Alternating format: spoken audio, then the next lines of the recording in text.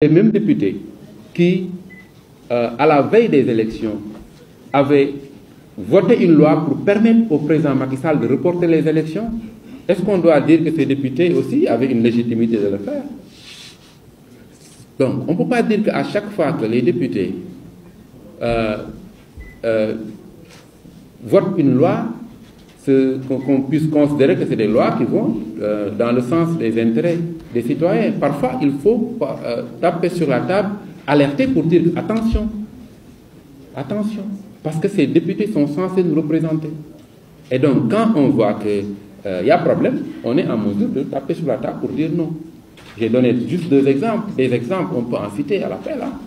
J'ai cité l'exemple du 23 juin, l'exemple donc de la volonté de Wade de vouloir modifier la Constitution. Si on était resté les bras croisés pour dire oui, c'est les députés, ils sont légitimes, on les a élus, ils ont le droit de voter une loi qui modifie bien, la Constitution pour supprimer le second tour, mais il n'y aurait pas eu alternance. Si également on avait croisé les bras pour dire que voilà, les députés, ils ont la légitimité de voter des lois, donc c'est leur droit de reporter les élections, de donner caution au président Macky Sall de reporter les élections le jour du démarrage de la campagne électorale en 2024. Vous voyez donc que c'est pas toujours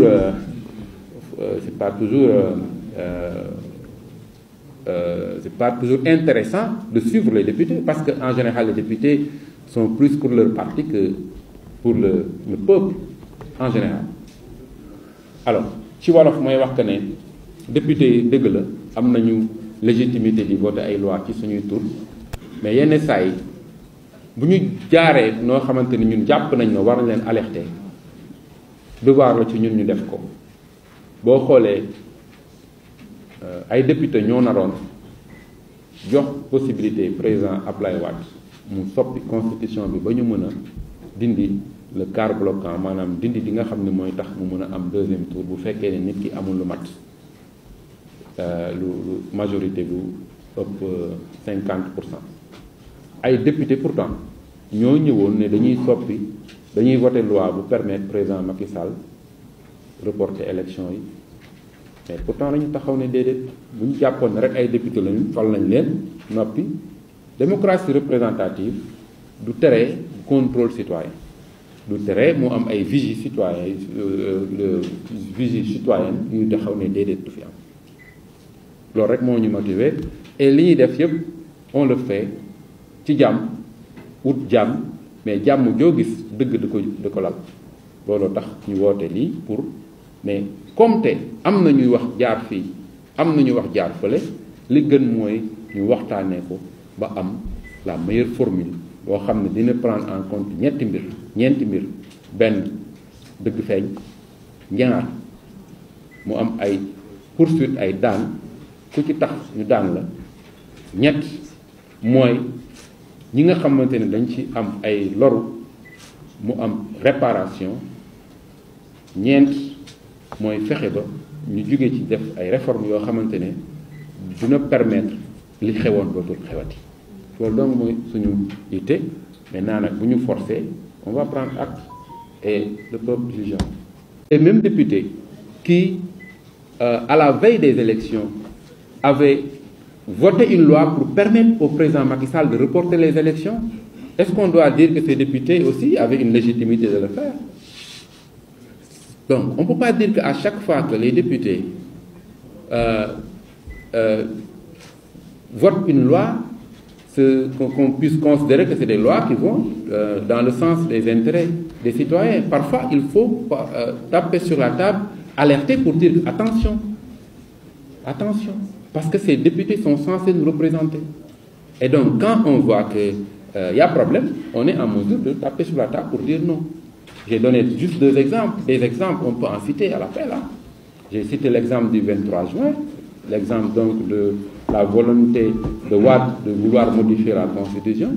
Si on était resté les bras croisés pour dire oui, c'est les députés, ils sont légitimes, on les a élus, ils ont le droit de voter une loi qui modifie bien, la Constitution pour supprimer le second tour, mais il n'y aurait pas eu alternance. Si également on avait croisé les bras pour dire que voilà, les députés, ils ont la légitimité de voter des lois, donc c'est leur droit de reporter les élections, de donner caution au président Macky Sall de reporter les élections le jour du démarrage de la campagne électorale, c'est en 2024. Vous voyez donc que c'est pas toujours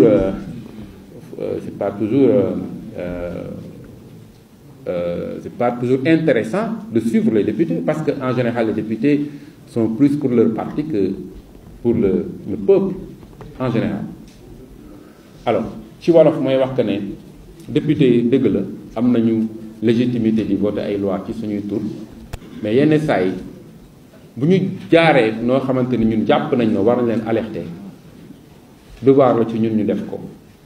boo xoolee ay député ñoo naroon jox possibilité président Ablaye Wade mu soppi constitution bi ba ñu mën a dindi le quart bloquant, maanaam dindi di nga xam ne mooy tax mu mën a am deuxième tour bu fekkee ne nit ki amul lu mat lu majorité bu ëpp 50%. ay député pourtant ñoo ñëwoon ne dañuy voter loi bu permettre président Macky Sall reporter élection yi, mais pourtant lañu taxaw ne déedéet. bu ñu jàppoon ne rek ay député lañu fal nañ leen noppi. Démocratie représentative du tere contrôle citoyen, du tere mu am ay vigie citoyen vigie citoyenne yu taxaw ne déedéet du fi am. loolu rek moo ñu motiver, et li ñuy def yëpp on le fait ci jàmm, wut jàmm, mais jàmm joo gis dëgg di ko lal. looloo tax ñu woote lii pour, mais comme te am na ñuy wax jaar fii am na ñu wax jaar fële, li gën mooy ñu waxtaanee ko ba am la meilleure formule boo xam ne dina prendre en compte ñeenti mbir. benn, dëgg feeñ. ñaar, mu am ay poursuite, ay daan ku ci tax ñu daan la. ñett mooy ñi nga xamante ne dañ ci am ay loru mu am réparation. ñeent mooy fexe ba ñu jóge ci def ay réformes yoo xamante ne dina permettre li xewoon dootul xewati. loolu donc mooy suñu yitte. Maintenant nag bu ñu forcer, on va prendre acte et le peuple jugera. Les mêmes députés qui, à la veille des élections, avaient voté une loi pour permettre au président Macky Sall de reporter les élections, est-ce qu'on doit dire que ces députés aussi avaient une légitimité de le faire? Donc, on ne peut pas dire qu'à chaque fois que les députés votent une loi, qu'on puisse considérer que c'est des lois qui vont dans le sens des intérêts des citoyens. Parfois, il faut taper sur la table, alerter pour dire attention, attention, parce que ces députés sont censés nous représenter. Et donc, quand on voit qu'il y a problème, on est en mesure de taper sur la table pour dire non. J'ai donné juste deux exemples. Des exemples, on peut en citer à l'appel. Hein. J'ai cité l'exemple du 23 juin, l'exemple donc de la volonté de Wade de vouloir modifier la Constitution. Si on était resté les bras croisés pour dire oui, c'est des députés, ils sont légitimes, on les a élus, ils ont le droit de voter une loi qui modifie la Constitution pour supprimer le second tour, mais il n'y aurait pas eu alternance. Si également on avait croisé les bras pour dire que voilà, les députés, ils ont la légitimité de voter des lois, donc c'est leur droit de reporter les élections, de donner caution au président Macky Sall de reporter les élections le jour du démarrage de la campagne électorale, c'est en 2024. Vous voyez donc que c'est pas toujours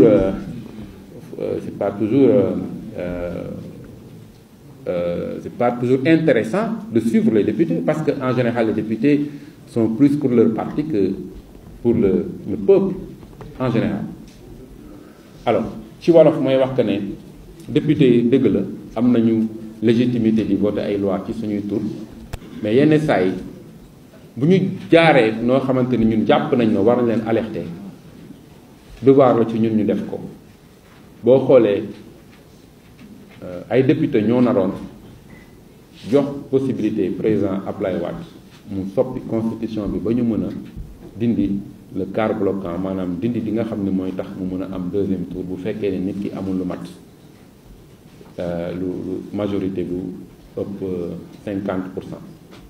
ay député pourtant ñoo ñëwoon ne dañuy voter loi bu permettre président Macky Sall reporter élection yi, mais pourtant lañu taxaw ne déedéet bu ñu jàppoon ne rek ay député lañu fal nañ leen noppi démocratie représentative du tere contrôle citoyen du tere mu am ay vigie citoyen vigie citoyenne yu taxaw ne déedéet du fi am loolu rek moo ñu motiver et li ñuy def yëpp on le fait ci jàmm wut jàmm mais jàmm joo gis dëgg da ko lal looloo tax ñu woote lii pour mais comme te am na ñuy wax jaar fii am na ñuy wax jaar fële li gën mooy ñu waxtaanee ko ba am la meilleure formule boo xam ne dina prendre en compte ñeenti mbir benn dëgg feeñ ñaar mu am ay poursuite ay daan ku ci tax ñu daan la ñett mooy ñi nga xamante ne dañ ci am ay loru mu am réparation ñeent mooy fexe ba ñu jóge ci def ay réformes yoo xamante ne dina permettre li xewoon dootul xewati loolu donc mooy suñu yitte maintenant nag bu ñu forcer on va prendre acte et le peuple jugeant.